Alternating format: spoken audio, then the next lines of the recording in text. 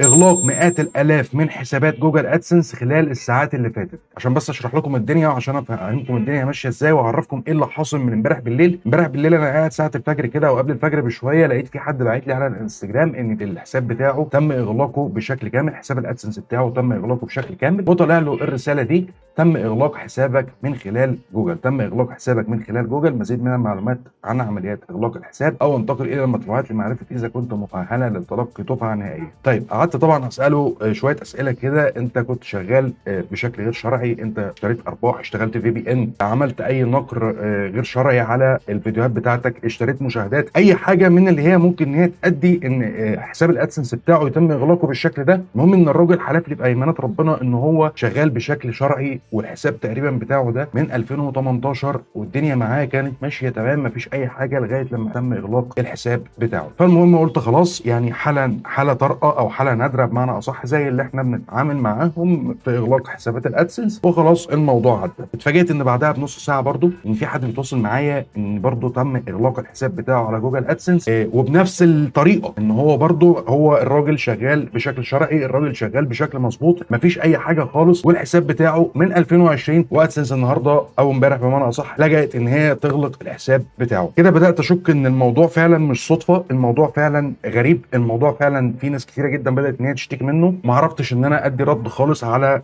سواء الشخص ده او الشخص ده، لغايه لما لقيت في شخص ثالث بيكلمني في نفس اللحظه وبعت لي الرساله اللي هتشوفوها قدام حضراتكم دلوقتي دي. بيقول لي: يا استاذ هشام، انا عايز حل في حاجه شبه كده، وبعت لي البريد الالكتروني ده: ارسلنا اليك هذه الرساله الالكترونيه لاعلامك بانه تبين لنا ان حسابك الناشر الخاص بك كذا غير متوافق مع سياسات برنامج ادسنس، وتم ايقافه نتيجه لذلك، وبالتالي سيتم ايقاف امكانيه عرض الاعلانات وتحقيق الربح من خلال كل المنتجات التي تعتمد على ادسنس مثل اد موب او ادسنس لمنصه يوتيوب. نراجع حسابات جميع الناشرين بصفه مستمره للتاكد من التزامها ببنود سياسات برنامجنا، واثناء مراجعه حسابك مؤخرا تبين لخبرائنا انه لا يلتزم بالسياسات التاليه: الانتهاكات التي تم رصدها، حساب مرتبط بحساب معطل. طيب تعالوا بس كده عشان نفهم الموضوع ماشي ازاي. انا من وجهة نظري او من تحليلي للجمله دي اللي هي حساب مرتبط بحساب معطل، حساب مرتبط بحساب معطل دي حاجه من الاثنين: يا اما حساب معطل ان هو كان صاحب القناه او صاحب الحساب ده كان عنده حساب قبل كده وادسنس وقف له الحساب بسبب زيارات غير صالحه او لسبب تاني او لاخر، يا اما برضو تفسيري لكلمه حساب معطل او مرتبط بحساب معطل ان صاحب الحساب ده كان وهو قبل ما يعمل الحساب ده كان عنده حساب تاني وادسنس رفضه وهو بيعمله او هو بيتم انشاؤه برضه لسبب او لاخر. بس لما جيت سالت الشخص قلت له: انت كان عندك حساب تاني؟ قال لي: والله العظيم ده اول حساب انا اعمله على ادسنس وده اللي انا شغال بيه. جيت رحت راجع للاشخاص التانيه قلت لهم: انتوا كان عندكم حسابات تانيه على ادسنس والحسابات دي تم اغلاقها او تم مثلا رفضها من خلال ادسنس وانتوا بتنشئوها؟ واتفاجئت برضه ان نفس الرد: لا احنا ده اول حساب عندنا، احنا كنا شغالين عليه واتفاجئنا ان هو النهارده اتقفل بدون اي سابق انذار. دخلت بقى على الفيسبوك، لقيت الفيسبوك في ناس كتيره جدا بدات برضه ان هي تشتكي من نفس الموضوع. لما بدات ان انا اسعى ورا الموضوع شويه او ان انا ادور ورا الموضوع شويه، لقيت ان في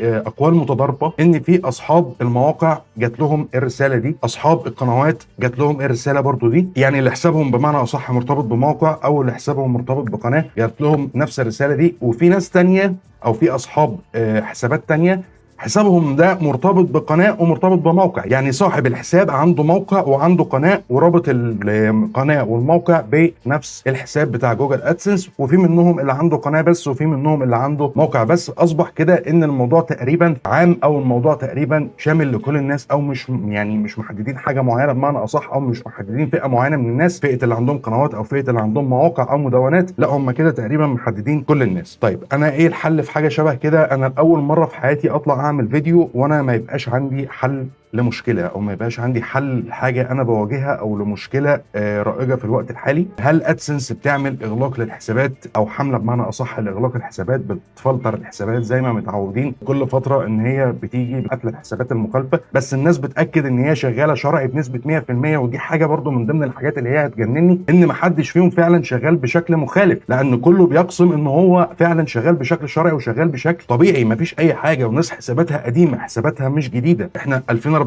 النهارده، واحد بيكلمني حسابه من 2018 ولا 2019، يعني ده بقى له سنين شغال. فالموضوع فعلا غريب. الموضوع انا ما عنديش حل له. الموضوع حرفيا انا مش عارف هل ادسنس زي ما بقول بتعمل حمله اغلاق للحسابات، ولا ادسنس في خطا في البرمجه او خطا تقني عندهم في الشركه. بس لو خطا تقني عندهم في الشركه، يعني انا اعتقد لو ادسنس فعلا ما طلعش ادى اي ابديتس او طلع ادى اي تقارير ان ده خطا مثلا في البرمجه عندهم او خطا في التقنيه عندهم، ورجع للناس دي حساباتها، لا الموضوع فعلا هيبقى صعب جدا. فالله المستعان ايه اللي احنا المفروض ان احنا نعمله. حتى النموذج المفروض اللي هو بيتقدم في حاجه شبه كده، اللي هو نموذج الابلاغ عن الحسابات التي تم ايقافها، ما اعرفش هل هيفيد الناس دي ولا مش هيفيد الناس دي. لانه في الطبيعي ان انت لما بيتم اغلاق حسابك على ادسنس، حتى لما بتيجي بتقدم النموذج بيبقى نسبه قبول النموذج لرجوع حسابك بتبقى نسبه 1% او 2%. فانا مش عارف ايه اللي ممكن يحصل. كل اللي انا حابه بس من حضراتكم، حاببكم ان انتوا تشاركوني في الكومنتات، هل في حد لا قدر الله حصل معاه حاجه شبه كده، ولا حصل معاه حاجه شبه كده هل عنده موقع او مدونه او عنده قناه يوتيوب، ولا عنده الاثنين مع بعض ورابطهم بالحساب.